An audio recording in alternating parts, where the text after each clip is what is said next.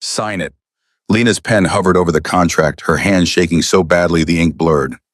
Across the desk, Victor Castelli didn't blink. 70-years-old eyes like a predator. You have 10 seconds, he said. 9, 8, wait, 7. Her mother's face flashed through her mind. The men, the photos, the blood. Lena's fingers tightened around the pen. 6, she signed. Victor smiled, cold, satisfied. Welcome to the family, Mrs. Castelli. He stood buttoning his jacket. Oh, and one more thing, my son Dante will be supervising your progress, personally. Behind him, a man pushed off the wall. Dark eyes, dangerous smile. Lena's stomach dropped. What does that mean? It means, Dante said, walking toward her, you're mine now. Before we continue, subscribe and comment your city below so I can see how far this story travels. Trust me, you'll want to see how this ends. Lena couldn't breathe. The contract sat between her and Victor Castelli like a loaded gun. 3 pages, legal jargon, her entire life signed away in black ink. She'd read it twice, hands trembling, trying to find a loophole and escape anything. There was nothing. You're stalling, Victor said. I'm reading. You've had 20 minutes. You're stalling. He leaned forward, elbows on the mahogany desk. Let me simplify this for you, Miss Park. Your mother owes me $3.2 million. She doesn't have it. You don't have it. So unless you want to watch her die slowly and painfully, you'll sign that contract and marry me. Today. Lena's head snapped up. Today, you said I lied. Victor's expression didn't change. The wedding's in 4 hours. My people are already setting up. So sign or walk out that door and accept the consequences. Her vision blurred. 4 hours. She had 4 hours before her entire life imploded. Before she became the wife of a man old enough to be her grandfather. Before she entered a world she knew nothing about except what she'd seen in movies, violence, power, blood. Why me? The question came out broken, desperate. You could have anyone. Why? Because you're young, healthy, and most importantly, desperate. Victor picked up a crystal glass swirling amber liquid. I need an heir, Miss Park. My siblings are circling like vultures waiting for me to die without securing the succession. You're going to give me that heir, and in exchange, your mother lives. Simple transaction. There's nothing simple about this. No, Victor agreed, but it's your only option, unless you have $3.2 million hidden somewhere I don't know about. Silence. Heavy, suffocating silence. Lena's fingers found the pen. It felt like picking up a knife, like cutting her own throat. That's a good girl, Victor murmured. Something inside Lena snapped. Don't. Her voice came out sharp, harder than she'd ever spoken to anyone. Don't call me that, ever. Victor's eyebrows rose. Across the room, someone laughed low, dark, amused. Lena's eyes darted to the sound. A man stood there, half in shadow, watching her like she was the most interesting thing he'd seen all year. She's got teeth, the man said, pushing off the wall. I like it. He stepped into the light and Lena's breath caught. Mid-30s, maybe dark hair, swept back expensive suit that fit like a second skin. Handsome in a way that was almost aggressive, sharp jaw. Darker eyes, a mouth that looked like it knew too many secrets. My son Dante, Victor said without looking at him. He'll be staying close during your transition into the family. Staying close, Lena repeated. Very close. Dante walked toward the desk movements, fluid controlled, like a panther circling prey. Think of me as your personal guide, your protector, your warden, Lena finished. Dante's smile was slow, dangerous. If that's what you want to call it. I don't want to call it anything. I don't want you anywhere near me. Too bad. He stopped right beside her chair, close enough that she could smell his cologne, something dark and expensive. Because where you go, I go. Starting now. Lena's heart hammered against her ribs. This was wrong, all of it. Victor was one thing, old distant, a business arrangement she could mentally separate from. But Dante was close, real, dangerous in a completely different way. Sign the contract, Lena, Victor said. Not a request, an order. Her hand moved before her brain could catch up. Signature. Date. Done. Victor took the papers, barely glancing at them before sliding them into a folder. Congratulations. You're engaged. Dante, get her ready. We leave in 3 hours. Wait, Lena stood chair-scraping. I need to see my mother. I need to tell her. You need to do nothing except what I tell you. Victor's voice turned to ice. Your mother is safe. She'll remain safe as long as you cooperate. Try to contact her, warn her, run to her, any of that, and the deal's off. Understand? Lena's throat closed. She nodded. Good. Dante, take her to the apartment. Make sure she understands the rules. Dante's hand closed around Lena's elbow. Come on, princess. Time to see your new cage. The car was black, expensive, and completely silent. Lena sat as far from Dante as possible, pressed against the door, watching the city blur past. Her city. The place she'd grown up, worked, lived her normal, boring, safe life. Gone. All of it gone in the span of one signature. You're spiraling, Dante said. Lena didn't look at him. I'm processing. No, you're spiraling. I can see it. The panic breathing, the white knuckles, the whole deer in headlights thing. He shifted in his seat. Want some advice? Not from you. Stop thinking about before. It doesn't exist anymore. The girl you were 3 hours ago dead. This version, Mrs. Castelli, Mafia wife, Heir machine. She's who you are now, so either accept it or go insane, your choice. Lena's head whipped toward him. You think this is easy? You think I'm just going to accept being sold like livestock, and you weren't sold, you made a deal. Big difference. The hell it is.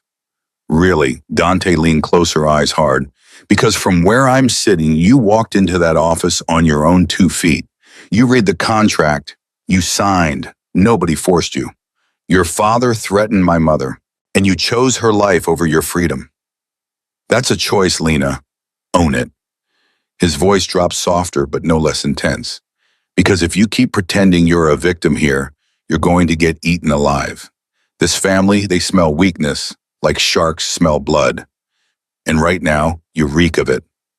Lena's eyes burned. She wanted to scream at him, hit him anything to release the pressure building in her chest. But he was right. God help her, he was right. What do you want from me? She whispered. I want you to survive. Dante sat back. Preferably long enough to give my father his heir so he stops being such a miserable bastard. After that, I don't care what you do. The car stopped. Lena looked out the window and her jaw dropped.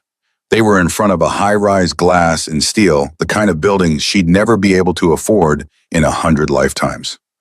Welcome home, Dante said, opening his door. The penthouse was obscene, floor-to-ceiling windows with a view of the entire city, marble everything, furniture that looked like it belonged in a museum, a kitchen bigger than Lena's entire apartment. This is... She trailed off, words failing. Your prison, Dante finished. Might as well be a nice one. He walked to the bar, poured himself a drink.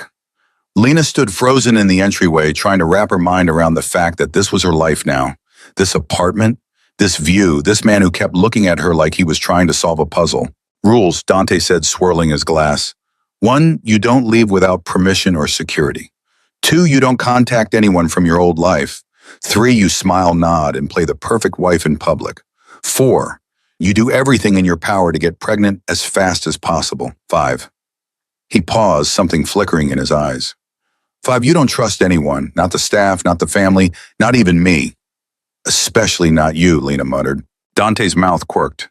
Now you're learning. He set down his glass. The wedding's in 3 hours. A team's coming to do your hair, makeup, dress you like a doll. You'll smile, say your vows, and convince 300 people that you're madly in love with a man you met today. Think you can handle that? Do I have a choice? No. Lena's hands clenched. Then I guess I'll manage. Good. Dante moved toward the door, then stopped. Oh, and Lena, tonight, after the wedding, my father's going to expect you to consummate the marriage. Just so you're prepared. The floor dropped out from under her. What? No, that wasn't part of the deal. It's implied in every marriage, sweetheart, especially one designed to produce an heir. Dante's expression was unreadable. You've got 3 hours. I'd spend them mentally preparing if I were you. He left. The door clicked, shut. Lena stood alone in the massive empty apartment and felt her knees give out. She sank to the floor, back against the wall, and finally let herself break. The wedding was a blur. Lena remembered Flash's hands pulling her hair into an elaborate updo, someone painting her face a dress that weighed 1,000 pounds being zipped onto her body. She remembered walking down an aisle, Victor's cold hand in hers, hundreds of eyes watching, judging, knowing. She remembered saying, "I do," and wondering if she'd just signed her own death warrant. The reception was worse. People kept congratulating her, touching her, telling her how lucky she was, lucky, like she'd won some kind of prize instead of selling her soul to save her mother. Victor played the part perfectly, attentive, husband-proud groom. He kept his hand on her lower back, guided her through the crowd, introduced her to people whose names she immediately forgot. All Lena could think about was Dante's words. Tonight. Consummate the marriage. Tonight. She was going to be sick. Breathe, Victor murmured in her ear. You're turning green. I need air. 5 more minutes, then you can escape to the balcony. His grip tightened. But you will smile. You will be gracious. You will not embarrass me in front of my family. Lena forced her face into something resembling a smile. Yes, sir. Better. The 5 minutes stretched into 20. By the time Victor finally released her, Lena was ready to claw her own skin off. She fled to the balcony, gulping down cold air, trying not to hyperventilate. That bad, huh? She spun. Dante stood in the shadows, drink in hand, watching her with that same unsettling intensity. Go away. Can't. I'm on babysitting duty. He took a sip. Father's orders. Make sure the bride doesn't jump off the balcony or do anything equally dramatic. I'm not going to jump. Good. That would be a waste of a very expensive dress. Dante moved closer into the light. He'd loosened his tie top, button undone. He looked tired. How are you holding up? I'm married to a man I met 6 hours ago. How do you think I'm holding up? Fair point. He was quiet for a moment. He won't hurt you, you know, my father. He's a lot of things, but he's not cruel. Not to his wives, anyway. Wives plural. You're number 3. First one died in childbirth. Second one ran off with a rival family's son. Got them both killed. Dante's voice was flat, matter of fact. So you know. Don't do that. Lena's stomach churned. This is insane. This whole thing is insane. Yeah, Dante drained his glass. Welcome to the Castelli family. The night stretched on forever. Dinner, dancing, speeches that made Lena want to scream. Through it all, she felt eyes on her. Victor's family, watching, waiting for her to screw up. She met them properly during dinner. Marco, Victor's brother, silver-haired, sharp-eyed, smiling like a shark. His wife silent and pale. Elena, Victor's sister, dripping in diamonds and contempt. And then Salvatore, the patriarch, the real power behind everything. He'd arrived late, making an entrance that silenced the entire room. 90 if he was a day, but his eyes were sharp, calculating, missing nothing.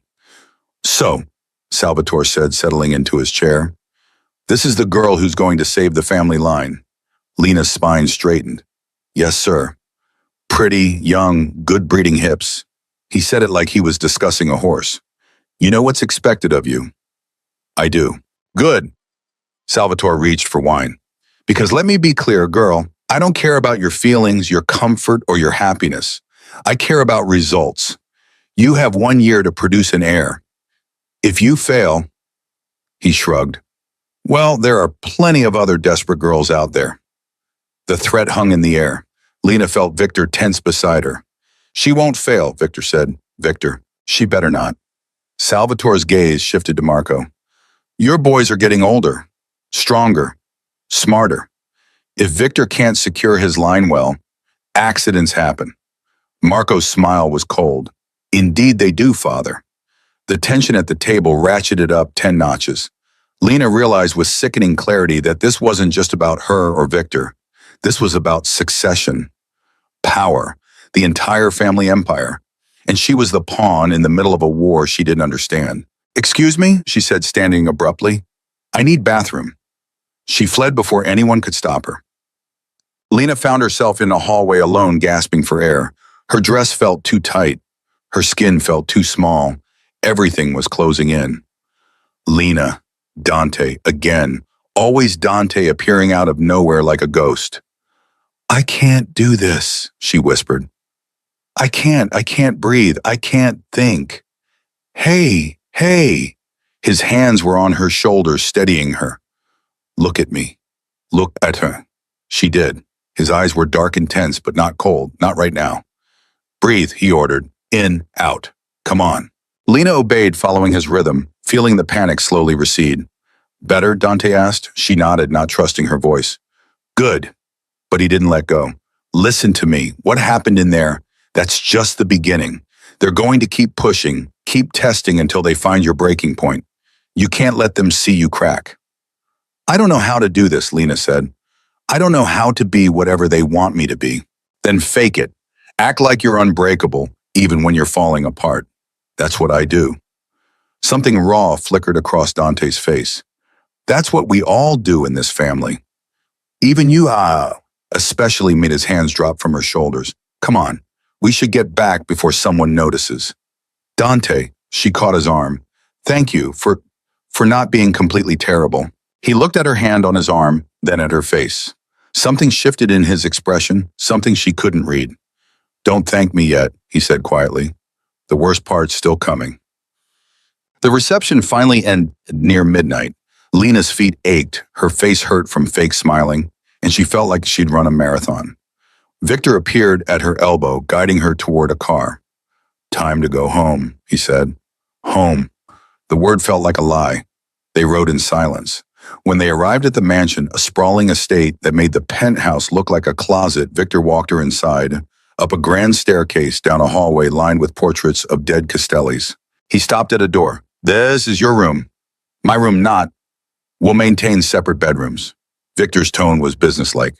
For appearance's sake, the staff will believe we share, but in reality, you'll have your privacy. Except when conception requires us to interact. Lena's face burned. I see. I'm not a monster, Lena. I won't force you into anything tonight. We'll schedule our attempts at conception when you're at peak fertility. My doctor will provide you with a calendar. He opened the door. Get some rest. Tomorrow you meet the full family at dinner. He left her standing there alone in a bedroom bigger than her mother's entire apartment. Lena stepped inside, closed the door, and locked it. Then she sank onto the bed and let herself fall apart completely. Morning came too fast. A knock woke her. A maid, young, nervous, entered with a tray of breakfast and an envelope.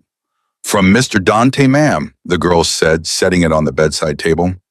Lena waited until she was alone, then opened it. Inside was a single piece of paper with a handwritten note. Family dinner tonight, 7 p.m. Wear armor. You'll need it. D. Below it a list of names, Marco Elena Salvatore. Next to each name, a brief description. Marco wants father dead. Wants you to fail. Elena wants power, sees you as competition. Salvatore wants results, doesn't care who dies getting them. At the bottom, one more line, trust no one, including me. Lena read it 3 times, then burned it in the fireplace. She had 16 hours until dinner. 16 hours to figure out how to survive a family that wanted her dead. Time to get to work. Lena spent the day like a prisoner, planning an escape. She mapped the mansion, every hallway, every exit, every room where voices carried and secrets hid. The staff watched her with wary eyes, reporting back to someone. Probably Victor. Probably everyone. She didn't care. Let them watch. By noon, she'd found Victor's study. The door was locked, but the window wasn't. She slipped inside, hard hammering, and started searching. Files, ledgers, names she didn't recognize. She photographed everything with her phone hands shaking, knowing she was crossing a line she couldn't uncross. Looking for something? Lena spun. Dante stood in the doorway, arms crossed, expression unreadable. The door was open. No, it wasn't. He stepped inside, closing the door behind him. You broke in to my father's private study on your first day as his wife. He moved closer. Either you're incredibly brave or incredibly stupid. Maybe both. Definitely both. Dante glanced at her phone. What did you find? Nothing yet. Good, because if you had found something, I'd have to tell my father, and then he'd have to punish you. And neither of us wants that. He held out his hand. Phone. No. Lena. No. She backed up, clutching it. I need to understand what I'm dealing with, who these people are, what they're capable of. They're capable of killing you without blinking. Dante's voice went hard. You want to know who they are? Marco's killed at least 15 people personally. Elena orchestrated a hit on her own husband when he got too greedy. Salvatore, he once drowned a man in a bathtub for being late to a meeting. He took another step. These aren't normal people, Lena. They're monsters. And you just walked into their den carrying evidence that could get you disappeared. Lena's grip on the phone tightened. Then help me. What? You said I needed to survive, that I needed to be unbreakable. Fine, teach me. She met his eyes. Show me how to be one of them. Dante stared at her for a long moment. Then he laughed sharp, bitter. You have no idea what you're asking. Then tell me. You want to be like us. You want to learn how to lie, manipulate, kill without conscience. His eyes darkened. Trust me, princess. You don't want this life. I don't have a choice. Everyone has a choice. Not me, not anymore. Lena's voice cracked. So either help me or get out of my way. Dante was silent. Then he pulled out his own phone, tapped something, and handed it to her. On the screen was a file detailed, annotated, color-coded. What is this? Everything you need to know about the family, who's allied with who wants who dead, where the bodies are buried. Literally. He pushed the phone into her hands. Read it, memorize it, deleted it, and never tell anyone I gave it to you. Lena's throat tightened. Why are you doing this? Because, Dante stopped, jaw working, because I'm tired of watching people get chewed up by this family. And because you remind me of someone I used to know. Someone who didn't make it out alive. Who? Doesn't matter, she's dead. He turned toward the door. Dinner's in 6 hours. Wear something that makes you look untouchable. And for God's sake, don't let them see you sweat. He left. Lena stood alone in Victor's study phone and hand heart racing. Then she started reading. The file was a masterclass in dysfunction. Marco had embezzled millions from family accounts. Elena had been having an affair with a rival family's underboss. Salvatore had dementia that the family was hiding from the other crime families. Victor himself had ordered the death of his second wife when she tried to leave with Dante. Lena's blood went cold. Victor had killed his own wife, Dante's mother, and Dante had just handed her the proof. A knock on the door made her jump. She shoved the phone in her pocket, hard hammering. Mrs. Castelli, a woman's voice. Older, stern. Lena opened the door. A woman in her 60s stood there, gray hair pulled back, eyes like chips of ice. I'm Mrs. Chen, the head of household staff. Mr. Castelli sent me to prepare you for tonight's dinner. I can dress myself. I'm sure you can, but you can't navigate family politics yourself. Mrs. Chen's expression didn't change. May I come in? Lena stepped aside. Mrs. Chen entered, closed the door, and turned to face her. Let me be blunt, Mrs. Castelli. You're going to die tonight if you're not careful. Excuse me. The family dinner, it's not a dinner, it's a trial. They're going to test you, provoke you, try to make you break. And if you do, they'll use it against you. Against Mr. Victor, against your mother. Mrs. Chen's voice was matter of fact. So you need to be perfect, controlled, ice cold. I don't know how. Then learn fast. Mrs. Chen walked to the closet, started pulling out dresses. You'll wear this one, black, sophisticated, nothing that screams victim. She turned. And you'll sit next to Mr. Victor, keep your mouth shut unless directly addressed, and you will not under any circumstances show fear. That's it. That's your advice. That's how you survive your first dinner. Mrs. Chen laid the dress on the bed. After that, you're on your own. Hours crawled by. Lena showered dressed, stared at herself in the mirror, and barely recognized the woman looking back. Sleek black dress, hair pulled back, makeup that made her look older, harder, untouchable. She looked like one of them. The thought made her sick. A knock. Dante's voice. Car's here? Lena took a breath, opened the door. Dante's eyes swept over her, something flickering in his expression. You look like a Castelli, Lena finished. I was going to say dangerous. He offered his arm. Come on, time to face the wolves. The drive to Salvatore's estate took 20 minutes. 20 minutes of Dante drilling her on names, relationships, what not to say. By the time they arrived, Lena's head was spinning. The estate was massive, bigger than Victor's mansion. Guards everywhere, cameras on every corner. They walked through hallways lined with portraits of dead Castellis, all watching with cold, judgmental eyes. Dante stopped outside a set of double doors. Voices filtered through the laughter conversation, the clinking of glasses. Last chance to run, he said. I'm not running. No, you're not. He looked at her, something unreadable in his eyes. Good luck, Lena. You're going to need it. He pushed open the doors. The room fell silent. 20 pairs of eyes turned toward her. Lena's stomach dropped, but she forced herself to walk forward, chin up, spine straight. Victor stood near the fireplace, glass in hand. He crossed the room, took her hand, kissed it. You look beautiful, he said, loud enough for everyone to hear. Thank you. Lena's voice was steady, controlled. Victor guided her to the table. Salvatore sat at the head, Marco to his right, Elena to his left. Other family members, cousins, uncles, people whose names Lena couldn't remember, filled the remaining seats. She sat next to Victor, feeling trapped. So, Salvatore said, cutting into his steak, how's married life treating you, girl? Well, sir, is it? His eyes were sharp. You've been married less than 24 hours, and you already look like you want to bolt. Not a good sign. I'm adjusting. Adjusting, Marco laughed. That's one way to put it. He leaned forward. Tell me, Lena, what exactly did you do before you married my brother, besides marketing, which we all know is code for unemployment? Lena's jaw tightened. I worked for a tech startup, social media management, brand development, client acquisition. How impressive! Elena's voice dripped sarcasm. And now you're here playing house with a man old enough to be your great-grandfather. Quite the career move. Elena, Victor warned, what I'm just making conversation. Elena smiled sharp as a knife. I'm curious about our newest family member. Surely that's allowed. It's fine, Lena said. She turned to Elena. You want to know why I'm here? I made a deal. My mother's life for 1 year of mine. Simple as that. The table went quiet. Marco's eyes narrowed. Salvatore set down his fork. At least she's honest, Salvatore said finally. I'll give her that. Honesty won't produce an heir, Marco muttered. No, but biology will. Victor's hand found Lena's under the table, squeezed, a warning. And we're very optimistic about the timeline.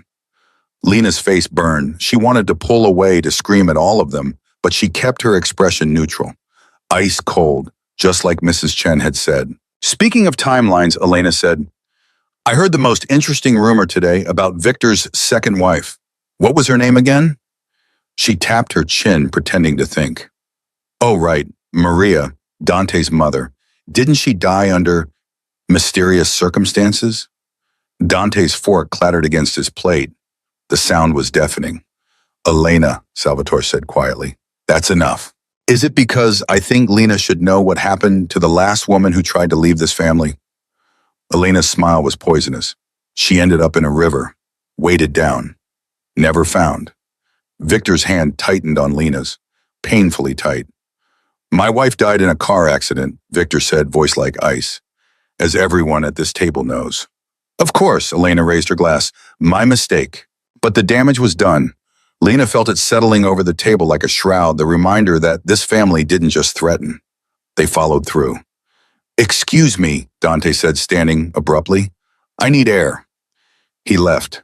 The door slammed behind him. Salvatore sighed. That boy's always been too soft. Takes after his mother. He turned to Lena.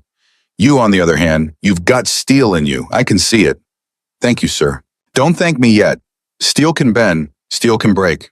He leaned forward. The question is, will you break before you give us what we need? Lena met his eyes. No, sir, I won't. We'll see. Dinner dragged on for another hour, course after course, conversation that felt like verbal warfare, everyone watching her for a slip, a mistake, anything they could use against her. By the time dessert arrived, Lena's nerves were shredded. I need the restroom, she said quietly to Victor. He nodded. Down the hall, second door on the left.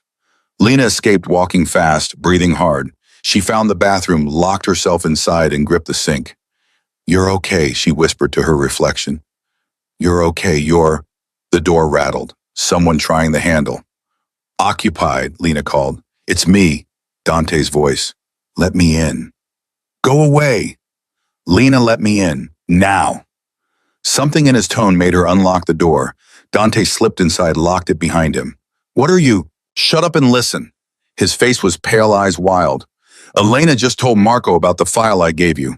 She was listening somehow. She knows. Lena's blood went cold. Hey, Halmasya, doesn't matter. What matters is Marco's going to tell my father. And when he does, my father's going to think you're spying on him, planning something. Dante grabbed her shoulders. You need to delete everything, right now, before they check your phone. I already did. You're sure? Yes. Then we have another problem. Dante released her, started pacing. Marco's going to accuse you anyway. He'll say you're a plant from a rival family, that you married my father to infiltrate us. And my father, he stopped. My father doesn't tolerate betrayal. I didn't betray anyone. It doesn't matter what you did. It matters what they believe. Dante's jaw clenched. We need to get ahead of this. Now. How? You need to go back in there and confront Marco. Call him out before he can call you out. Are you insane? Probably, but it's the only play we have. Dante grabbed her hand. Trust me on this. You need to flip the script. Make him look paranoid. Make everyone question why he's so desperate to get rid of you. Lena's heart hammered. And if it doesn't work, then we're both dead. Dante's eyes were dark serious. But if you don't try, you're definitely dead. So what's it going to be? Lena stared at him. This man who was supposed to be her warden, her enemy. This man who kept saving her for reasons she didn't understand. Okay, she whispered. Okay, let's do it. They walked back into the dining room together. Conversation stopped. Marco looked up, something smug in his expression. Feel better? He asked Lena. Actually, no. Lena stayed standing. I need to address something. Now, before it gets out of hand. Victor frowned.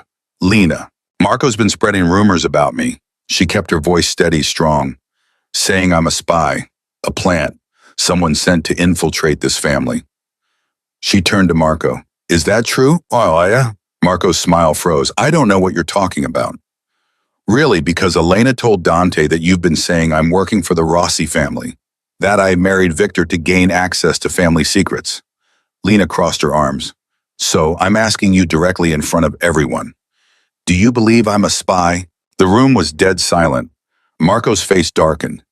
I believe, he said slowly, that you're an unknown variable, that we know nothing about you except that you appeared out of nowhere with a convenient debt in a desperate situation. So you do think I'm a spy. I think you're suspicious. Based on what evidence?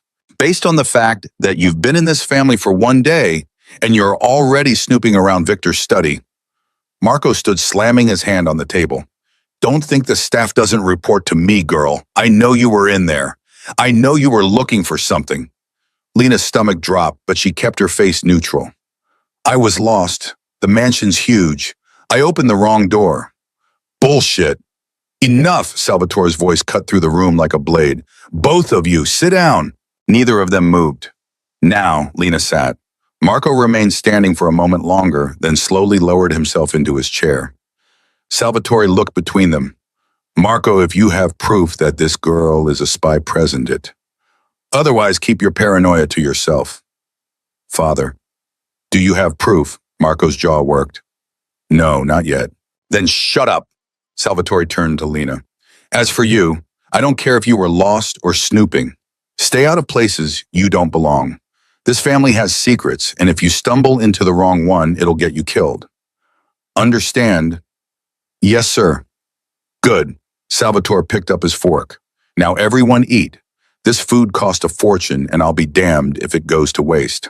Conversation slowly resumed, but Lena felt Marco's eyes on her burning with hatred. She'd made an enemy tonight, a powerful, dangerous enemy. Dante caught her eye from across the table, gave a small nod. They'd survived. Barely. Dinner finally ended near midnight. Victor took Lena's arm, guided her toward the car. Dante followed, silent, tense. That was bold, Victor said once they were alone in the vehicle. Confronting Marco like that. He was going to accuse me anyway. I figured I'd get ahead of it. Smart. Victor studied her. But also risky.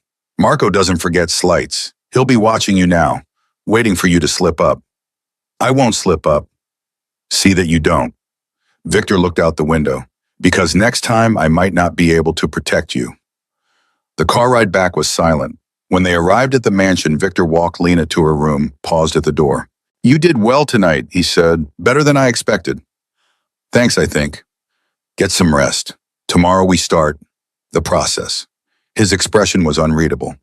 My doctor will be here at 9. She'll examine you, determine your cycle, create a schedule. Lena's stomach turned. Right, the heir. The heir. Victor nodded. Good night, Lena. He left. Lena locked the door, sank onto the bed, and tried to process everything. The dinner, Marco's accusation, the threat of examination, of scheduled intercourse, of being reduced to a breeding machine. A soft knock made her look up. It's me, Dante's voice. Can I come in?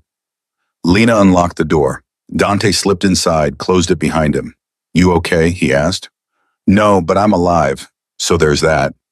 Lena wrapped her arms around herself. Thank you for warning me, for helping me. Don't thank me.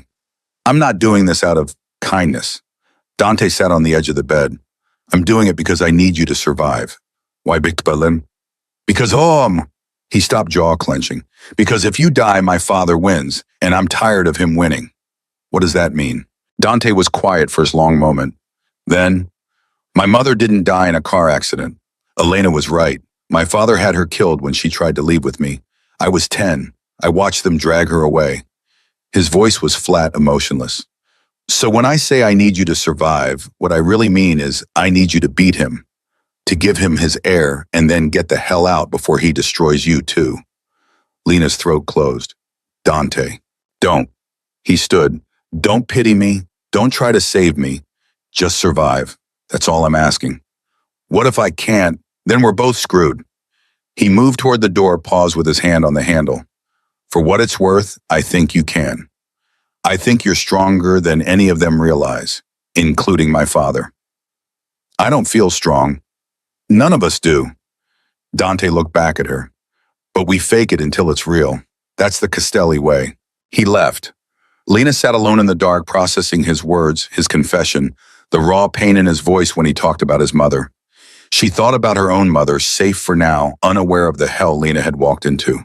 She thought about the year ahead, the impossible task of producing an heir while staying alive in a family that wanted her dead. And she made a decision. She wasn't just going to survive. She was going to win. On her terms, by her rules. Starting tomorrow. The doctor arrived at 8:45, 15 minutes early. Lena was still in bed, staring at the ceiling, trying to mentally prepare for what was about to happen. A knock, Mrs. Chen's voice. Mrs. Castelli, Dr. Rivera is here. Lena forced herself up, pulled on a robe, opened the door.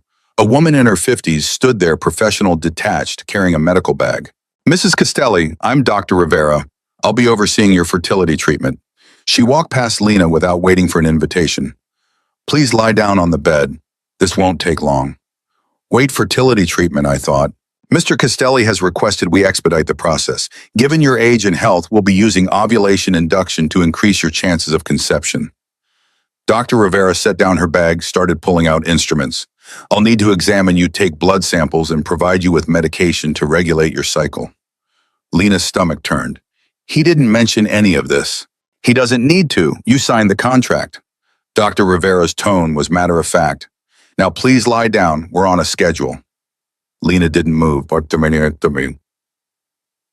if I refuse? Dr. Rivera looked up, expression unchanging. Then I report to Mr. Castelli that you're being non-compliant, and he deals with you accordingly. She paused. I've worked with this family for 20 years, Mrs. Castelli. I've seen what happens to people who refuse them. Trust me when I say this is the easier path. Lena's hands clenched. She wanted to scream, to throw the doctor out, to run. But where would she go? Her mother was still in danger. The contract was signed. She was trapped. She lay down on the bed. The examination was clinical, humiliating, invasive. Dr. Rivera worked in silence, taking notes, drawing blood, explaining nothing. When it was finally over, she handed Lena a bottle of pills. Take one every morning, starting today. They'll regulate your hormones, increase egg production, and optimize your fertility window. Dr. Rivera packed up her bag. You'll ovulate in approximately 10 days. Mr. Castelli has been informed. 10 days? Lena repeated numbly. Yes, I'll return then to confirm. Dr. Rivera moved toward the door, then paused. A word of advice, Mrs. Castelli. Don't fight this. The faster you conceive, the faster this ends. For everyone. She left. Lena sat on the bed, staring at the pill bottle and feeling like she was going to be sick. A soft knock made her look up. Dante stood in the doorway, expression grim. I heard, he said. Of course you did. Does everyone in this house know my ovulation schedule now? Probably. Dante stepped inside, closed the door. My father doesn't do anything quietly. Lena threw the pill bottle across the room. It hit the wall, bounced, rolled under the dresser. I can't do this. I can't. He's treating me like livestock, like a breeding mare. I know. Then help me get me out of this. Her voice cracked. Please, Dante. There has to be another way. There isn't. Dante's voice was gentle but firm. You signed the contract. You took his money. You agreed to the terms. There's no escape clause. So what? I just let him use me. Let them pump me full of drugs and yes. Dante crossed to her, crouched down so they were eye level. Because the alternative is your mother dies, and you probably die too. So you take the pills, you play the part, and you survive. That's all you can do. Lena's eyes burned with unshed tears. I hate this. I hate all of this. I know, but hating it won't change it. Dante stood, retrieved the pill bottle, placed it on the nightstand. Take the pill, Lena. Don't give him another reason to punish you. He left before she could respond. Lena stared at the bottle for a long time. Then, hands shaking, she opened it and swallowed one pill dry. It felt like swallowing poison. The next week passed in a blur.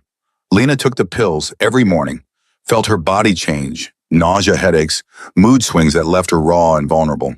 Victor kept his distance, visiting only for formal dinners where they played the happy couple for the staff. Dante appeared and disappeared like a ghost, always watching, always warning her about some new family drama. Marco was planning something. Elena was spreading rumors. Salvatore was getting sicker, though no one would admit it publicly. The empire was crumbling, and everyone was scrambling for position. On day 8, Lena was in the library when Elena found her.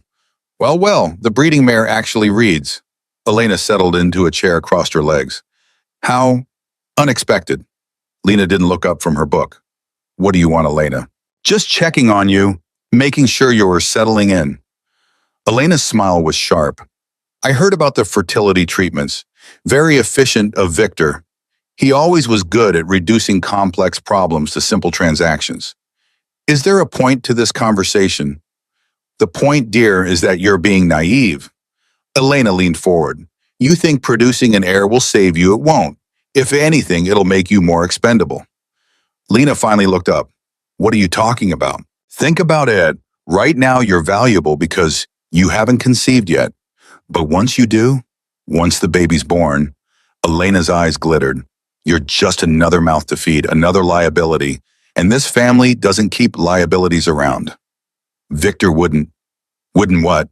Kill you after you've served your purpose. Elena laughed. Oh, sweetheart. He's done it before. What makes you think you're special? Lena's blood went cold. You're lying.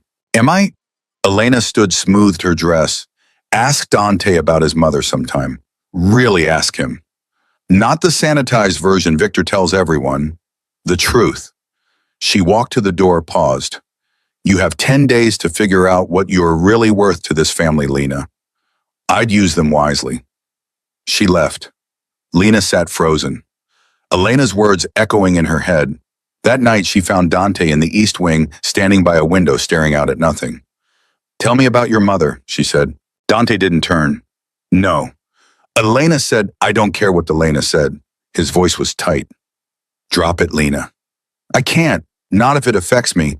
Not if she moved closer. Please, I need to know what I'm dealing with. Dante was silent for a long moment.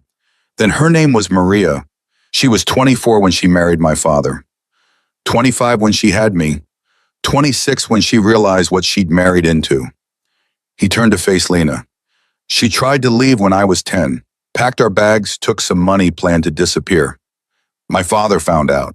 He had his men drag her back, lock her in the basement for 3 days. No food, no water, just her and the rats. Lena's stomach turned. Dante. When he finally let her out, she was different. Broken. She stopped fighting, stopped planning. Just went through the motions like a robot. Dante's jaw clenched. Then one night she tried again. This time she didn't tell me. Didn't pack bags, just ran. My father's men caught her at the state line. He looked away. They made me watch what they did to her. so I'd learn what happens to people who betray the family. Lena felt tears streaming down her face. I'm so sorry. Don't be sorry. Be smart. Dante's eyes were hard. Elena's right. Once you give him an heir, you become expendable. So you need an insurance policy. Like what? Like leverage. Something my father wants more than he wants you dead. Dante pulled out his phone, tapped something, showed her the screen. There's a safe in his office. Combination is his mother's birthday, 031729. Inside is a ledger. Names, transactions, payments to politicians, judges, cops. Everything that keeps this empire running. Lena stared at the numbers. You want me to steal it? I want you to photograph it, every page, then put it back exactly as you found it. Dante's voice was low, urgent. Once you have those photos, you have power. You threaten to release them if anything happens to you or your mother. It's the only way to guarantee your safety. And what do you get out of this? Justice. The word came out bitter. For my mother, for every person my father's destroyed. He grabbed her shoulders. But you have to be careful. If he catches you, there's nothing I can do to save you. Lena's heart hammered. When, tomorrow night, he's meeting with the 5 families, the house will be empty except for minimal security. Dante released her. You'll have maybe 20 minutes. That's it. What if I can't do it in 20 minutes? Then you abort and try again another time. But Lena, his eyes were intense. This is your one shot at survival. Don't waste it. The next day crawled by. Lena couldn't eat, couldn't focus, could barely breathe. She kept running through the plan, wait for Victor to leave, avoid security, get to the study, crack the safe, photograph, everything get out. Simple, except for the part where getting caught meant death. Victor left at 7. Lena watched from her window as his car disappeared down the drive. She waited 10 more minutes, then made her move. The hallway was empty. She'd mapped the security cameras over the past week, knew which angles to avoid. She moved quickly, silently, hard hammering so hard she could hear it in her ears. Victor's study. The door was locked, but Dante had given her a key. Her hands shook as she inserted it, turned it, heard the click. She slipped inside. The study was dark except for moonlight filtering through the windows. Lena pulled out her phone, turned on the flashlight, found the safe behind a painting of some long-dead Castelli. 031729. The safe clicked open. Inside was the ledger, thick, leather-bound, filled with decades of secrets. Lena pulled it out, started photographing pages. Her hands were shaking so badly some shots came out blurred. She deleted them, retook them, kept going. 10 pages, 20, 30. A sound in the hallway made her freeze. Footsteps. Getting closer. Lena's blood turned to ice. She shoved the ledger back in the safe, closed. It killed the flashlight. She dove behind the desk just as the door opened. Light flooded the room. Lena held her breath, pressed against the desk's back panel, praying whoever it was wouldn't look down. I know you're in here, Marco's voice, cold, amused. Lena's heart stopped. You might as well come out, Lena. I can see your shadow from the doorway. Marco stepped further into the room. Did you really think you could break into Victor's study without anyone noticing the cameras caught you the moment you entered the hallway? Lena stood slowly, hands raised. I was just stealing from the head of the family. Marco smiled. That's a death sentence, you know, even for Victor's wife. I wasn't stealing, I was looking for... Don't lie to me. Marco crossed to the safe, saw it was closed but not locked properly. His smile widened. You were after the ledger. Who put you up to this? The Rossis, the Marchettis, some other family trying to take us down. No one put me up to anything. Then why risk it? Marco grabbed her arm, yanked her close. What were you planning to do with those photos? Lena blackmailed Victor, sell them to the highest bidder. I was protecting myself. The words burst out before she could stop them. Elena said once I have the baby, I'm expendable. I needed insurance. Marco's expression changed. Something calculating flickered in his eyes. Insurance, well, interesting.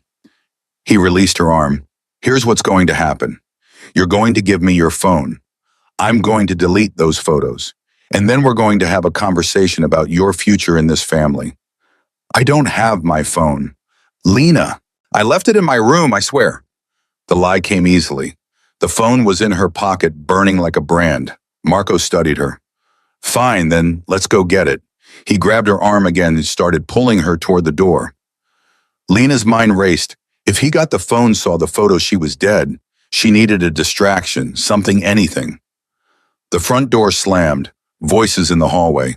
Victor's voice. Impossible, Marco muttered. He's supposed to be at the meeting for another hour. Marco, Victor's voice getting closer. What are you doing in my study? Marco's grip on Lena tightened. Then he shoved her toward the desk, voice low and vicious. This isn't over. Not by a long shot. He walked out just as Victor entered. The two men stared at each other. Brother, Victor said coldly, care to explain why you're in my private study? I heard a noise. Came to investigate. Marco gestured at Lena. Found your wife snooping around. Victor's eyes cut to Lena. Is this true? Lena's throat was desert dry. I was looking for a book. I got turned around a victim. In my locked study, Victor's voice was dangerously quiet. The door was open. It wasn't. Victor walked to the safe, checked it. And you were at my safe. Why was for her? I wasn't. Don't lie to me, Lena. Victor turned, and the expression on his face made her blood freeze. This is your one chance to tell me the truth. Why were you in my study? What were you looking for? Lena's mind went blank. She couldn't tell him about the ledger, about Dante's plan, about any of it. But she couldn't think of a convincing lie either. I wanted to understand, she finally said. The family, the business, what I married into. I thought if I could see the books, the accounts, I'd know what. If I could trust you. The words came out broken. If you'd really let me go after the year. Or if Elena was right. If I'm just another expendable piece. Silence. Victor stared at her, expression unreadable. Marco watched from the doorway, barely containing his satisfaction. Then Victor did something unexpected. He laughed, not cruel, almost sad. You want to know if you can trust me? He crossed to her, tilted her chin up with one finger. The answer is no, Lena. You can't trust me. You can't trust anyone in this family. We're all monsters here, every single one of us. Then why? Because I need you. For now. Victor released her. But the moment you stop being useful, the moment you betray me or this family, you'll learn exactly what happens to people who cross us. He turned to Marco. Get out. Victor, out now.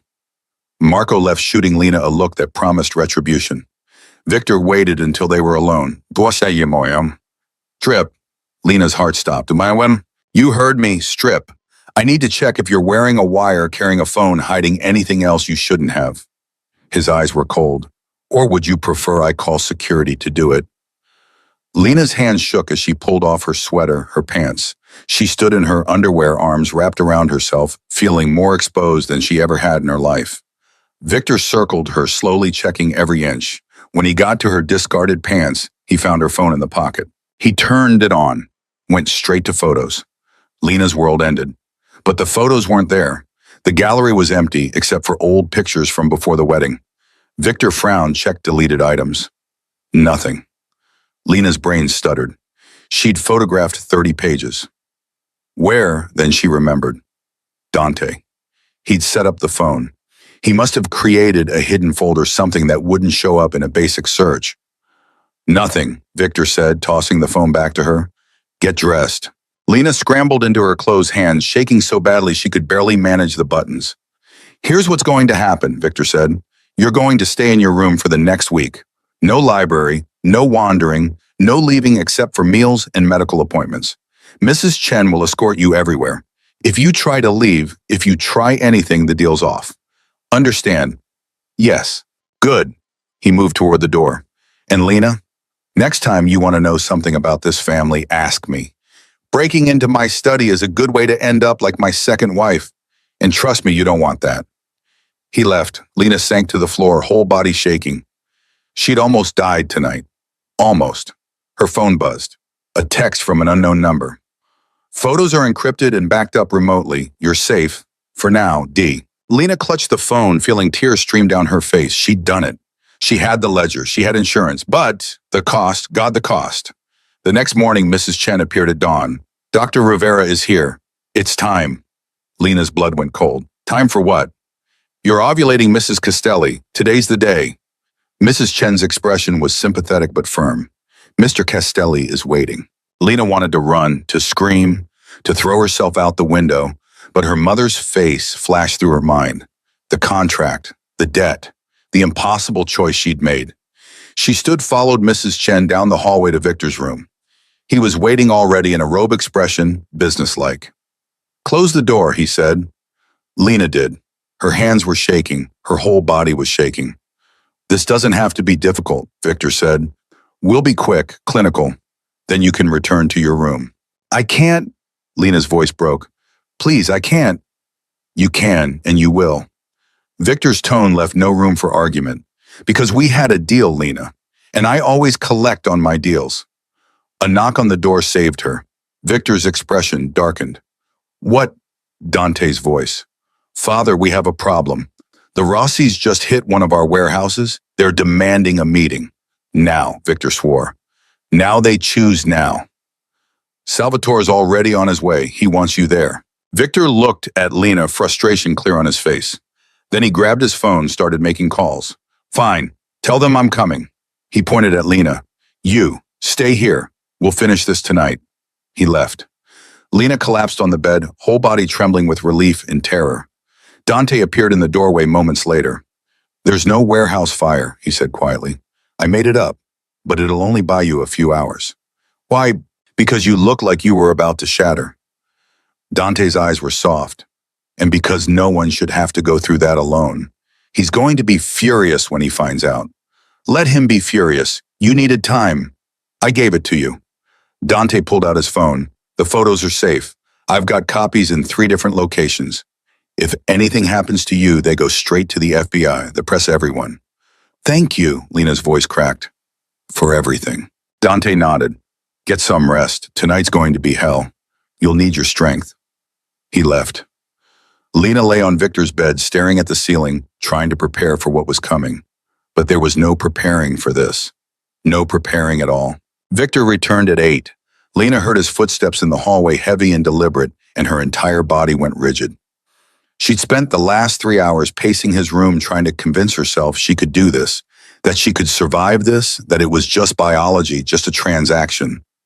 The door opened. Victor stood there, still in his suit tie, loosened eyes hard. "The Rossi situation is handled," he said, walking to the bar. "For now." He poured himself a drink, downed it. "Dante tells me you've been waiting here all afternoon. Very obedient of you." Lena's jaw clenched. "I didn't have much choice." "No, you didn't." Victor set down the glass, turned to face her. "Let's get this over with." "Wait." The word burst out before Lena could stop it. Can we just talk first, for a few minutes?" Victor's eyebrows rose. "Talk." "Yes, just..." Lena wrapped her arms around herself. "I need to know something about your second wife, Maria." Victor's expression went cold. "Who told you about Maria?" "Does it matter? I need to know what happened to her. The real story, not the car accident lie." "Why?" "Because I need to know if I'm going to end up the same way." Lena's voice shook. "If giving you an heir means signing my death warrant." Victor was silent for a long moment. Then he poured another drink, sat down in the chair by the window. "Maria was weak. She couldn't handle this life, couldn't accept what was required of her. She tried to run with Dante, tried to take my son away from me." "So you killed her?" "I protected my family." Victor's voice was flat. "She knew too much. If she'd gone to the authorities, if she'd talked to the wrong people, she would have destroyed everything. I couldn't allow that. She was Dante's mother. And he's still alive, isn't he? I could have killed them both. Instead, I let him live. Let him grow up. That's mercy, Lena. In this world, that's as close to mercy as you get." Lena felt sick. "You made him watch." Victor's eyes narrowed. "Dante talks too much. He told me because I needed to know what kind of man I married. What kind of monster." Victor moved so fast, Lena didn't see it coming. One moment he was sitting, the next his hand was around her throat, pinning her against the wall. Not choking, just holding. A threat. "Don't," he said quietly, "ever call me that again. I've done terrible things, yes, but I've done them to protect this family, to build an empire, to give my son a future. Everything I've done for a reason. Let go of me. Not until you understand something." Victor's grip tightened slightly. "You're not Maria. You're smarter, stronger, more useful. And as long as you remain useful, as long as you play your part and keep your mouth shut, you'll be fine. But the moment you become a liability, he released her. Well, you've heard the stories. Lena's hand went to her throat. You're insane. Maybe. Victor walked back to the bar. But I'm the devil you chose. So let's stop pretending you have moral high ground here. I chose you to save my mother. And I chose you to save my legacy. We're both using each other, Lena. Let's at least be honest about that. The words hit harder than Lena expected. Because he was right. She'd walked into this deal eyes open. She'd signed the contract. She'd agreed to become a walking incubator in exchange for her mother's life. Fine, she said. You want honesty? Here's honesty. I hate you. I hate this family. I hate every second of this nightmare. But I'll do what you want because I don't have a choice, so let's get it over with. Victor studied her. You've got fire. I'll give you that. He stood. But we're not doing this tonight. Lena blinked. What? The timing's wrong. Dr. Rivera called your hormone levels are off. The fertility drugs need another 48 hours to optimize. He moved toward the door. So you get a reprieve. 2 more days. I don't understand. You were so insistent before I thought we had optimal conditions. Now we don't. Victor paused at the door. I want this done right, Lena. 1 attempt. Maximum chance of success. That means waiting. He left. Lena stood frozen trying to process what just happened. 2 more days. 48 more hours of freedom before her phone buzzed. Unknown number again. Leave your room in 10 minutes. East staircase. We need to talk. D. Lena stared at the message. After everything that had happened tonight, after nearly being caught with the ledger after Victor's hands on her throat, she should stay put. Should play it safe.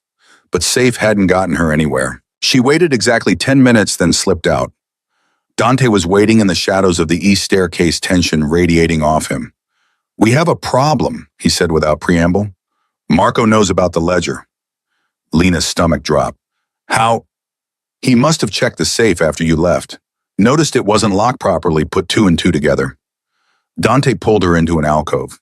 He went to my father an hour ago, told him someone accessed the safe last night. Did he say it was me? He didn't have to. My father's not stupid. He knows you were in the study. He knows you were at the safe. He's putting the pieces together. Then why didn't he confront me? Why the whole speech about waiting 48 hours? Because he's testing you. Dante's eyes were intense. Seeing if you'll run, if you'll panic, if you'll do something stupid that confirms his suspicions. He's giving you rope to hang yourself with. Lena's hands clenched. So what do I do? Nothing. Act normal. Take your pills. Show up for meals. Play the perfect wife. Dante grabbed her shoulders. And whatever you do, don't access those photos. Don't even look at your phone funny. He's probably monitoring everything. Then how am I supposed to? You're not. The photos are my insurance now, not yours. If anything happens to you, I release them. But you can't have any connection to them. Understand? Lena nodded, throat tight. Dante, if he finds out you helped me, he won't. You don't know that.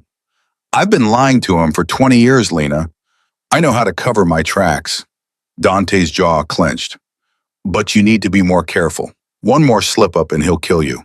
I can't protect you if you keep taking stupid risks. I was trying to protect myself by breaking into his safe, by stealing his most valuable secrets. Dante's voice rose. That wasn't protection, that was suicide. Then what was I supposed to do? Just wait around for him to decide I'm expendable. Yes, that's exactly what you were supposed to do. Dante released her, started pacing. God, you're stubborn. Just like he stopped.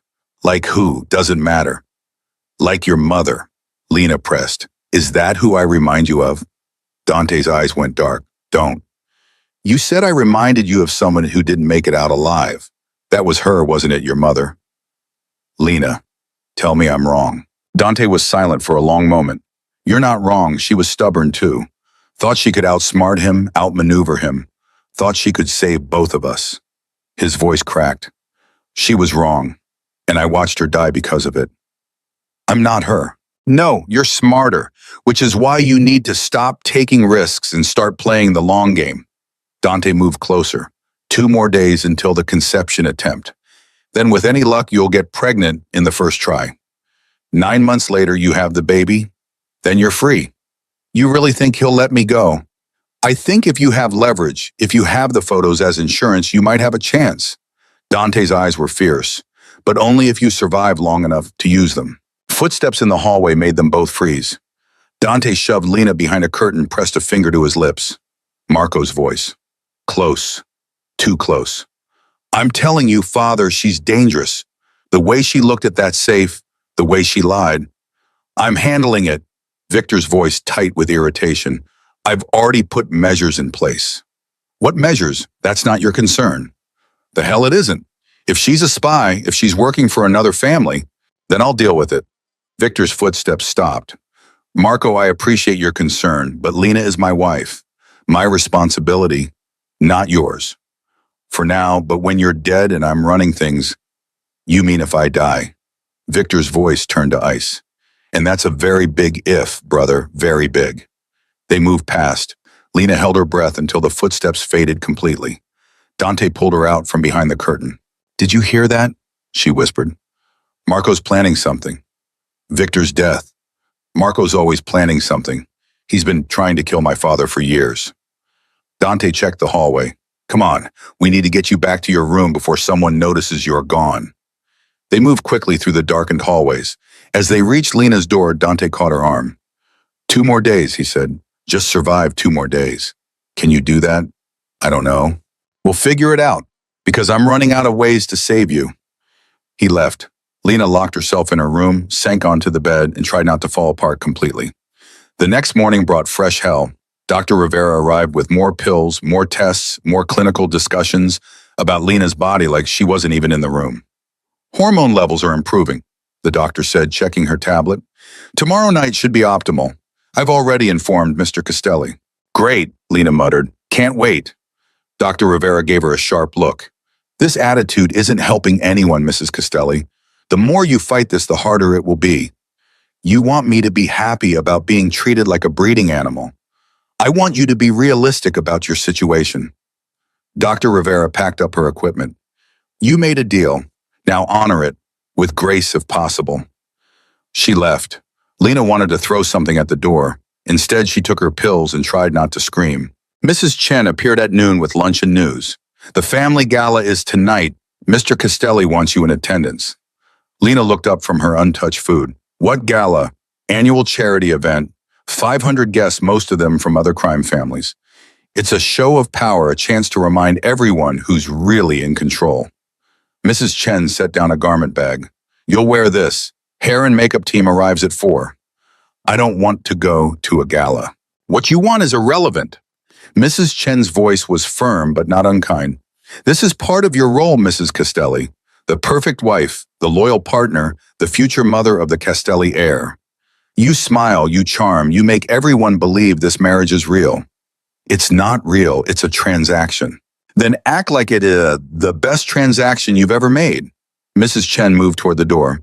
Because tonight everyone will be watching, judging, waiting for you to fail.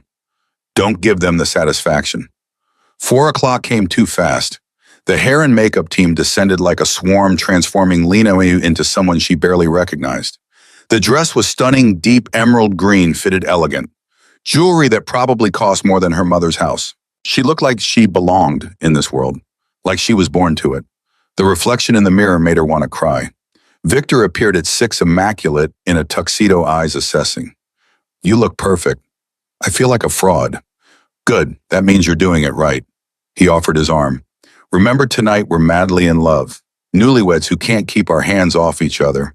Can you manage that? I'll manage. Excellent. Victor led her toward the door. Oh, and Lena Marco will be there with his sons. They'll try to provoke you to make you slip up in public. Don't let them. I won't. Good girl. The gala was everything Mrs. Chen promised and worse. 500 people in designer clothes, dripping in diamonds and blood money. Lena recognized faces from the news, politicians, judges, business moguls who all owed the Castellis favors. Victor kept her close, his hand never leaving her waist. They moved through the crowd like royalty, accepting congratulations, deflecting questions, performing their role perfectly. Then Marco appeared with his sons in tow. Brother, and the beautiful bride. Marco's smile was poisonous. You both look so convincing tonight. Thank you, Marco. Lena's voice was sweet venom. You look desperate. Is that a new cologne? Marco's eyes narrowed. Careful, girl. You're playing a dangerous game. Funny, I was going to say the same to you. Lena leaned into Victor, playing her part. But I'm sure you have everyone's best interests at heart, especially your dear brother's. One of Marco's sons laughed. The other one, older, scarred, cold-eyed, stared at Lena like he was memorizing her face for later. This is Tommaso, Marco said, gesturing to the scary one. My eldest, he's been very interested in meeting you. Tommaso stepped forward, took Lena's hand, kissed it. His grip was too tight, his smile too sharp. Mrs. Castelli, what a pleasure. The pleasure's mine. Lena tried to pull her hand back. Tommaso held on. My father tells me you're quite the mystery, that no one really knows where you came from, what your background is. Tommaso's eyes bore into hers. I find mysteries fascinating. How nice for you! Lena yanked her hand free. But I'm afraid I'm rather boring. Just a girl who fell in love with the wrong man at the right time. Is that so? Tommaso moved closer, invading her space. Because I heard differently. I heard you're a girl who sold herself to pay off debt. That you're nothing but a Tommaso. Victor's voice cut through the air like a blade. That's enough. I'm just making conversation, Uncle. Find someone else to converse with. Now. Tommaso held Victor's gaze for a moment longer, then smiled and stepped back. Of course. Enjoy your evening, Aunt Lena. I'm sure we'll be seeing a lot more of each other. He walked away. Marco followed, but not before shooting Lena a look that promised violence. Are you okay? Victor asked quietly. Fine. Just need air. Lena's hands were shaking. Can we balcony? 5 minutes. I need to greet the mayor first. He left her standing there, heart racing. She made her way to the balcony, gulping down cold night air, trying to calm down. Dante found her there. Tommaso's a piece of work, isn't he? He said, leaning against the railing. He threatened me. He threatens everyone. It's kind of his thing. Dante handed her a glass of champagne. Drink this. You look like you need it. Lena drained it. Your family is insane. Tell me something I don't know. Dante watched the party through the glass doors. Tommaso's dangerous, though. More dangerous than Marco. He's got ambitions, connections with families in New York and Chicago. If Marco makes a move against my father, Tommaso will be the muscle behind it. Great, another person who wants me dead. He doesn't want you dead. He wants you compromised. Dante turned to face her. He'll try to seduce you, blackmail you, get you to betray my father. Don't fall for it. I'm not an idiot. No, but you're isolated, scared, and looking for allies. That makes you vulnerable. Dante's voice was urgent. Promise me you won't trust him, or Marco, or anyone except me. Why should I trust you? Because I'm the only one who's told you the truth from the beginning. Everyone else has lied to you, used you, tried to control you. I've just tried to keep you alive. His eyes were intense. So promise me, Lena, promise you won't do anything stupid. Before Lena could answer, the balcony doors opened. Elena appeared, drink in hand, smile sharp. Well, the golden couple. How sweet. She moved closer. Having a nice chat? Just getting some air, Lena said. I'm sure. Elena's eyes flicked between them. You two seem very close for a stepmother and stepson. What's that supposed to mean? Dante's voice went hard. Nothing, just an observation. Elena sipped her drink. Although if I were Victor, I'd be concerned about how much time you are spending together. People might get the wrong idea. There's no wrong idea to get, Lena said. Dante's been helping me adjust to the family, that's all. Of course, that's all. Elena's smile widened. But appearances matter in this world, dear, and the appearance of impropriety can be just as damaging as the real thing. She walked away, leaving her words hanging in the air like poison. She's going to tell your father, Lena whispered. Let her. I'll handle it. Dante straightened. Come on, we should go back inside before this gets worse. They walked back into the ballroom. Victor was waiting, expression thunderous. My office, both of you, now. He turned and walked away. Lena's stomach dropped. Dante grabbed her hand, squeezed once. Stay calm, he murmured. Let me do the talking. Victor's temporary office at the venue was small, private, soundproofed. He closed the door behind them, locked it. Elena says you two have been spending an inappropriate amount of time together. His voice was dangerously quiet. Care to explain? There's nothing to explain, Dante said. I've been helping Lena navigate the family. You asked me to watch over her. That's what I'm doing. Watch over her, not seduce her. I'm not, Dante's jaw clenched. Father, I would never. Wouldn't you? Victor moved closer. You've always had a soft spot for wounded birds. Maria was one, and now Lena. Don't compare them. Why not? They're both weak, both desperate, both exactly the type you'd try to save. Victor's eyes were cold. But Lena's not yours to save. She's mine, my wife, my responsibility, my property. She's not property, Lena said before she could stop herself. She's a person. Victor turned to her. You're whatever I say you are. And right now I say you're off limits to my son, permanently. We weren't doing anything wrong. I don't care what you were doing. I care about perception. And the perception that my wife is having an affair with my son is unacceptable. Victor pulled out his phone. Effective immediately, Dante is reassigned to the Chicago operations. He leaves tomorrow. What? Dante's face went white. You can't. I can, and I am. You'll run the Northwestern Territory report to Marco and stay the hell away from Lena. Victor's tone left no room for argument. Pack your things tonight. The plane leaves at 6 a.m. Father, please. This conversation is over. Victor unlocked the door. Get out, both of you. Dante looked at Lena, something desperate in his eyes. Then he turned and walked out. Lena started to follow.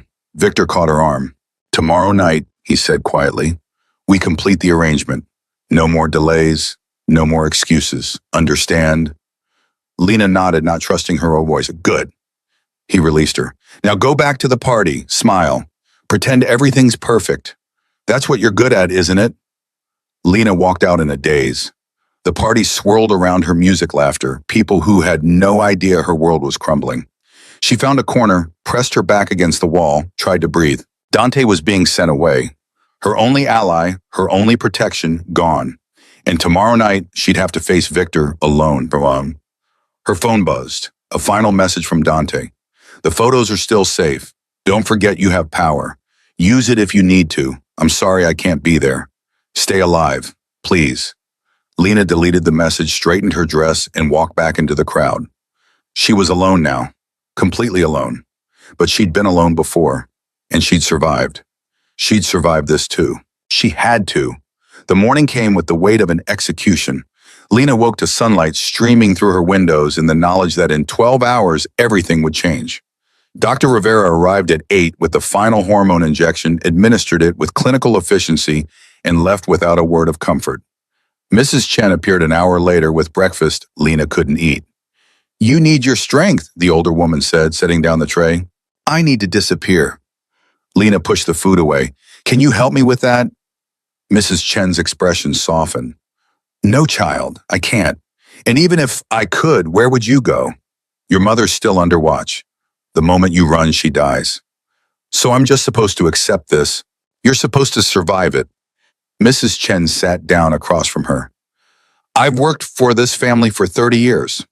I've seen wives come and go. The ones who fight until the end, they die. The ones who learn to bend, they live. She reached across, squeezed Lena's hand. Bend, Mrs. Castelli, don't break. She left. Lena sat alone with her untouched breakfast and the ticking clock. At noon, a delivery arrived. A box, expensive wrapping, no card. Inside was lingerie, black lace, clearly expensive, clearly chosen by someone with a very specific purpose in mind. Lena threw it across the room. Her phone buzzed. Victor's number. Wear it tonight, 8 o'clock. My room. Lena didn't respond. What was there to say? The afternoon crawled. She tried to read, couldn't focus. Tried to sleep, couldn't stop her mind from racing. Every escape plan she'd ever considered came flooding back, each one more impossible than the last. At 6 a knock, Lena opened the door to find Tommaso standing there, that same predatory smile on his face. What do you want? She asked. To make you an offer. He pushed past her, uninvited, closed the door. I know what's happening tonight. I know you don't want it, so I'm giving you an alternative. Get out. Hear me out first. Tommaso moved closer. I can get you out of here. Tonight, before Victor touches you. I've got a car waiting, a safe house in Jersey, documents that'll get you across the border. Lena's heart hammered. Why would you help me? Because it hurts Victor. And hurting Victor helps my father. Simple as that. Tommaso pulled out a burner phone. One call, that's all it takes. Say the word and you're free. And my mother, what about her? Victor will kill her the moment I leave. Tommaso shrugged. So bring her with you. I can get her out too, for a price. What price? Information. Everything you know about Victor's operations. His accounts, his contacts, his weaknesses. Tommaso's eyes gleamed. You give me that. I give you freedom. Fair trade. Lena's mind raced. This was a trap. It had to be. But what if it wasn't? What if this was her only real chance at escape? I need time to think, she said. You don't have time. It's now or never. Tommaso held out the phone. Make the call, Lena. Save yourself. Her hand reached for it. Stopped. No. What? I said no. Lena stepped back. This is a setup. You're testing me, seeing if I'll betray Victor.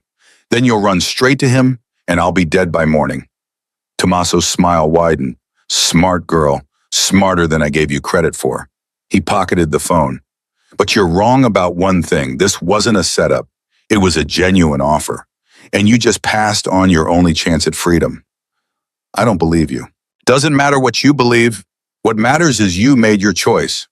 Tommaso moved toward the door. Good luck tonight, Aunt Lena. You're going to need it.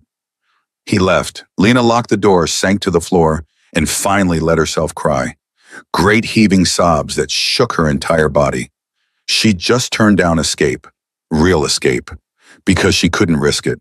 Couldn't risk her mother's life on a maybe. She cried until there were no tears left.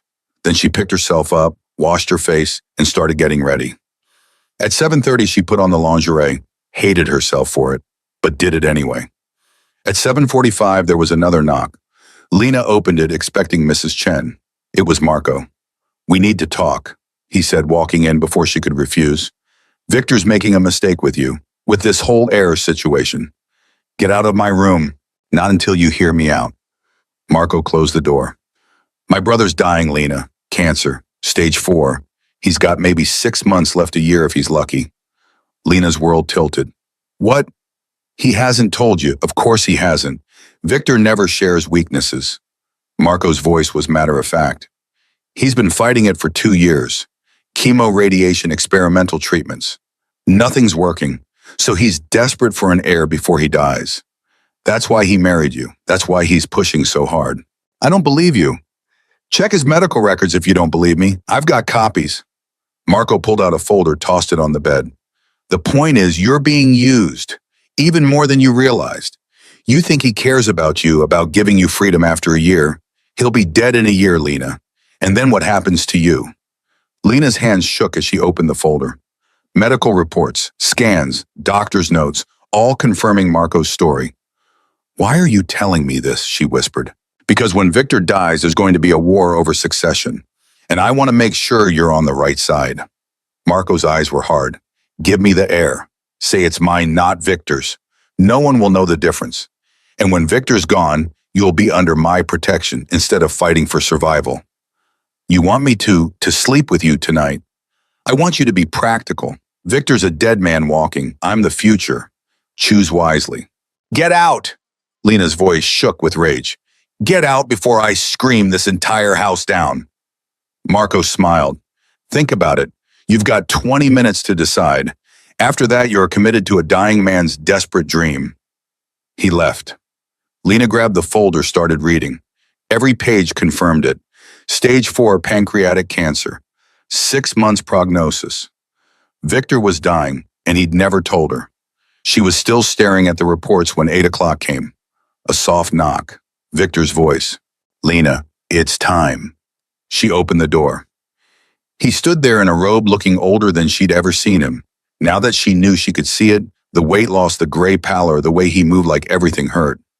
Are you dying? The question came out before she could stop it. Victor's expression didn't change. Who told you? Marco, is it true? A long pause, then yes.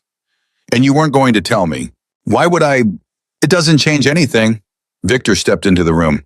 I still need an heir.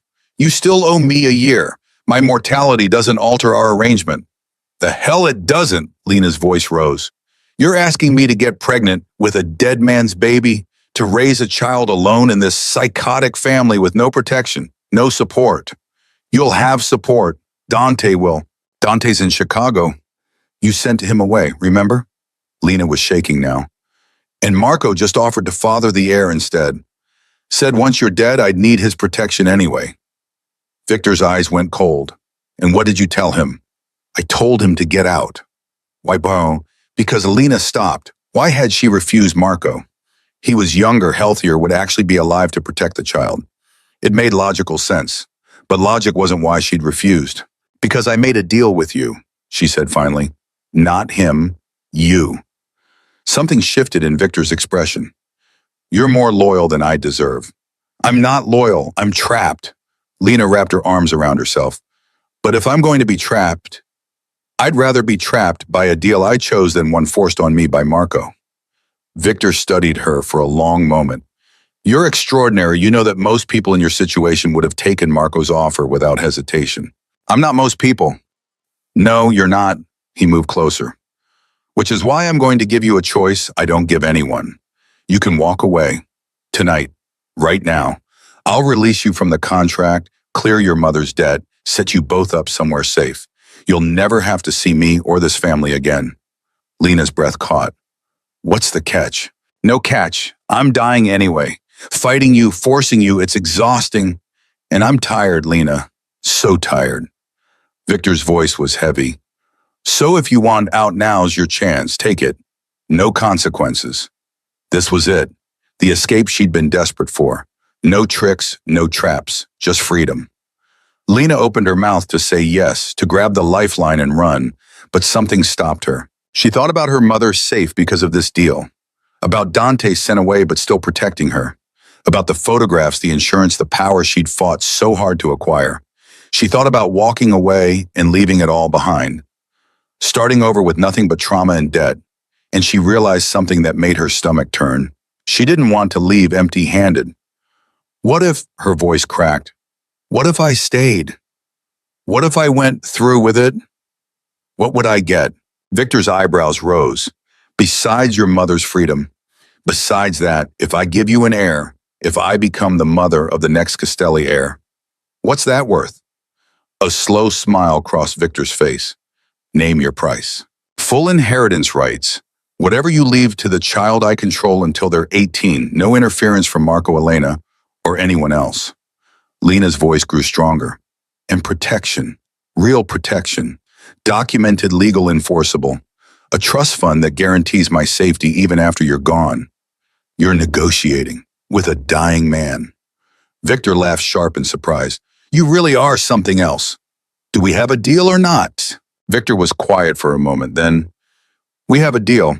I'll have the papers drawn up tomorrow, ironclad, no loopholes. And if something happens to you before the papers are signed, then Dante becomes executor of my estate. He'll honor the agreement. Victor's eyes were sharp despite his illness. But Lena, this means you're all in, no more doubts, no more escape plans. You commit to this family, to this child, to this future. Understand? Lena's heart hammered. This was insane. She was negotiating to get pregnant with a dying mobster's baby. To tie herself permanently to the family she'd been trying to escape. But she was also negotiating for power. Real power. The kind that would protect her and her mother forever. I understand, she said. I'm in. Victor nodded slowly. Then let's make this official. He moved toward her. Lena closed her eyes, tried to separate her mind from her body, tried to think of it as just another transaction. But Victor stopped. Open your eyes. She did. He was standing right in front of her, close enough to touch, but not touching. I won't force you, he said quietly. My first two wives, I forced them. Demanded. Took what I wanted without caring how they felt. And they both ended up dead or destroyed. His hand lifted, touched her cheek gently. So I'm asking, not demanding, will you do this willingly? Can you give me this one thing without me having to take it? Lena stared at him. This man who'd threatened her mother, trapped her in a contract, controlled every aspect of her life. This man who was dying and desperate and somehow in this moment more human than she'd ever seen him. Yes, she whispered. I can. What happened next was clinical and quick and nothing like Lena had feared. Victor was gentle, efficient, clearly more interested in conception than pleasure. When it was over, he rolled away staring at the ceiling. Thank you, he said. Lena didn't know what to say to that, so she said nothing. Stay here tonight, Victor said after a moment. For appearances. You can go back to your room in the morning. Okay. They lay in silence. Lena expected to feel violated, destroyed, broken. Instead, she felt numb, empty, like she'd left her body entirely and was watching from somewhere far away. Lena, Victor's voice was soft. Are you all right? I don't know. It was the most honest answer she had. Fair enough. He was quiet for a moment. For what it's worth, I am sorry. For all of this. You deserve better than being trapped by a desperate old man's final play for immortality. Then why did you do it? Because I'm selfish. Because I'm terrified of dying without leaving anything behind except violence and money. Because I wanted, he stopped. I wanted to believe I could create something good before the end, even if I had to force it. That's not how good things work. I'm learning that. Victor shifted, turned to look at her. But maybe we can still make something worthwhile out of this disaster. Maybe this child can be raised differently, better, without all the poison that destroyed my other children. Dante's not destroyed. Isn't he? He spent his entire life trying to save people because he couldn't save his mother? That's its own kind of destruction. Victor's eyes were sad. Promise me something. If this works, if you get pregnant, raise this child away from all of this. Take the money, take the protection, and get as far from the Castellis as possible. You want me to run? I want you to live, really live, not survive, not endure, live. He reached out, took her hand. Promise me. Lena looked at their joined hands. I promise. Victor nodded, released her hand, turned away. Within minutes, his breathing evened out. He was asleep. Lena lay awake for hours staring at the ceiling, trying to process what had just happened. She'd made her choice, committed to the deal, negotiated for power, and won. But the victory felt hollow. When she finally slept, she dreamed of Dante, of running through dark hallways searching for him, never finding him. She woke at dawn disoriented and aching. Victor was already gone. A note on the nightstand. Papers will be ready by noon. Don't forget what you promised. V. Lena got up, showered for what felt like hours, trying to wash away the feeling of last night. When she emerged, Mrs. Chen was waiting with fresh clothes and breakfast. How are you feeling? The older woman asked gently. Like I sold my soul. Or bought your freedom. Perspective matters. Mrs. Chen set down the tray. Lorne Castelli called his lawyers this morning. He's signing over 30% of his estate to you effective immediately. That's more than Marco and Elena combined. Lena's head shot up. 30%, plus a trust fund, life insurance, property holdings. You're a very wealthy woman now, Mrs. Castelli. Mrs. Chen's expression was approving. Well played. I didn't play anything. Lena stopped. That was a lie. She'd absolutely played it. Negotiated, leveraged her position for maximum gain. God, I'm turning into one of them. Good. That means you'll survive. Mrs. Chen moved toward the door. The family knows about the new will. Marco's furious. Elena's threatening legal action. And Salvatore wants to see you. Now, within the hour, he's at the main estate. Cars waiting downstairs. Lena's stomach dropped. Salvatore, the patriarch, the one who made Victor look soft. She dressed quickly, trying to prepare for whatever was coming. The drive to Salvatore's estate took 30 minutes. Every minute felt like an hour. The old man was waiting in his study, hooked up to oxygen, looking even older than at the gala, but his eyes were still sharp. Sit, he ordered. Lena sat. You've caused quite the stir. Salvatore's voice was raspy but strong. 30%. That's bold. Greedy. I like it. I just wanted security. Don't lie to me, girl. You wanted power. And you took it. Good. He leaned forward. But power comes with responsibility. Victor's dying. When he's gone, this family will tear itself apart unless someone holds it together. Marco wants control. Elena wants revenge. The children want everything. What does this have to do with me? Everything. Because that child you're carrying, if you're carrying it, will inherit Victor's seat at the table. And you'll be regent until they come of age. Salvatore's eyes bored into hers, which means you need to learn how this world really works. Fast. I'm not interested in running a crime empire. Then you'll die, and your child will die, and this family will collapse into chaos and war. Salvatore sat back. Or you can step up, learn, become what this family needs. What do you choose? Lena's mind raced. This was the twist she hadn't seen coming. She wasn't just negotiating for money. She was negotiating for a seat at the table, for real power. If I do this, if I learn, what do I get? My protection, my knowledge, my contacts. Salvatore smiled cold and calculating. And my guarantee that Marco and Elena will never touch you or your child, ever. Why would you do that? Because I'm 90 years old and I've seen this family almost destroy itself 3 times. I won't let it happen again. He pulled out a thick folder. This is everything, all the secrets, all the leverage, all the power. Study it, master it, become untouchable. Lena took the folder with shaking hands. And if I refuse, then good luck surviving the next year without protection. Salvatore's expression was matter of fact. Choose wisely, girl. Your life depends on it. Lena stared at the folder, then at the old man who'd just handed her the keys to the kingdom. She thought about Dante's words, about survival, about playing the long game. She thought about her mother, about the child that might already be growing inside her, about everything she'd sacrificed to get this far. And she made her final choice. Teach me, she said. Teach me everything. Salvatore's smile was approving. That's my girl. Let's begin. 3 weeks later, Dr. Rivera confirmed what Lena already suspected. She was pregnant. Victor cried when she told him.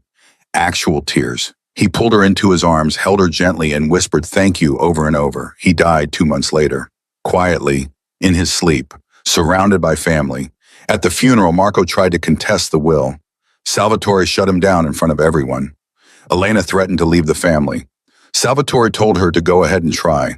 And Lena stood there 4 months pregnant, watching it all unfold and realized something profound. She wasn't trapped anymore. She wasn't surviving. She was winning. 6 months after Victor's death, Lena gave birth to a healthy baby girl. She named her Maria, after Dante's mother, after the woman who had tried to escape and failed. Because Lena hadn't failed, she'd turned a trap into a triumph, a prison into a kingdom. Dante came back from Chicago for the christening. He held his baby sister, looked at Lena with something like, oh, you did it, he said. You actually did it. We did it, Lena corrected. I couldn't have survived without you. So what now? Lena looked around the estate, at the family who tried to destroy her and failed, at the empire she now controlled, at the future she'd built from ashes and blood. Now, she smiled, now we change everything.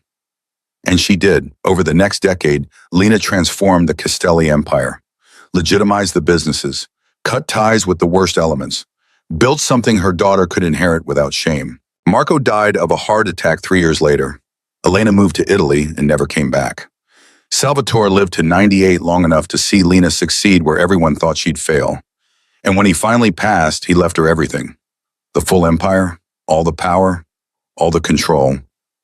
Lena Park had walked into a trap at 23, desperate and terrified. At 33, she ruled a family that had tried to break her, not through fear or violence, but through intelligence, patience, and sheer unstoppable will. She'd promised Dante she'd beat Victor. Instead, she'd beaten them all, and she was just getting started.